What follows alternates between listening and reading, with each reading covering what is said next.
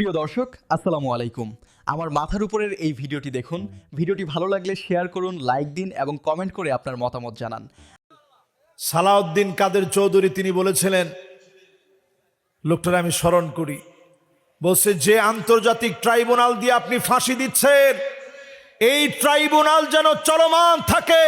আমার কাছে মনে হয় ওই ট্রাইব্যুনাল চলমান আছে, আজকের রায় তার সত্যতা ঘোষণা করতেছে, ঠিক কিনা বলেন?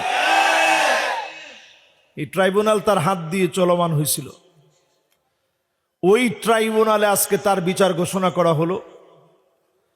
সারা বাংলাদেশে আমরা তেমন কিছু দেখি নাই। ওসি সাহেব তো আমার সাথেই বসা আছে। রং মেখে নাকি আলেমরা অভিনয় করেছে, আজকে তাকে দেখেন ওই অভিনেত্রী, তার নামে ফাঁসির রায় দেওয়া হয়েছে, ঠিক না?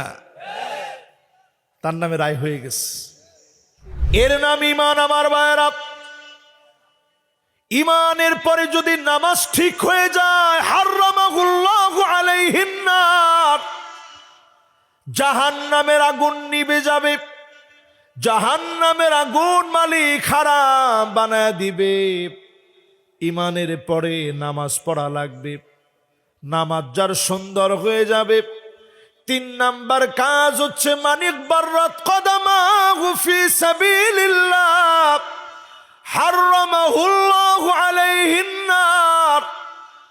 আপনি আমি যদি দ্বীন কায়েমের তরে, জমিনে দ্বীন কায়েমের জন্য একটু চেষ্টা করি, চিন্তা করি, সময় দেই, আমার আপনার জন্য জাহান্নামের আগুন যিনি হারাম বানায় দিবেন তিনি কে?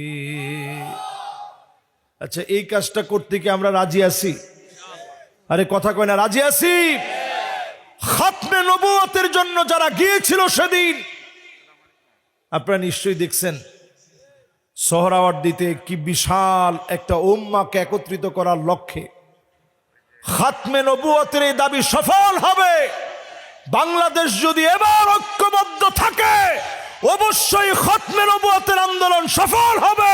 কাদিয়ানীদেরকে মুসলিম ঘোষণা করাই হবে, করাই হবে, করাই লাগবে, ঠিক কিনা বলেন?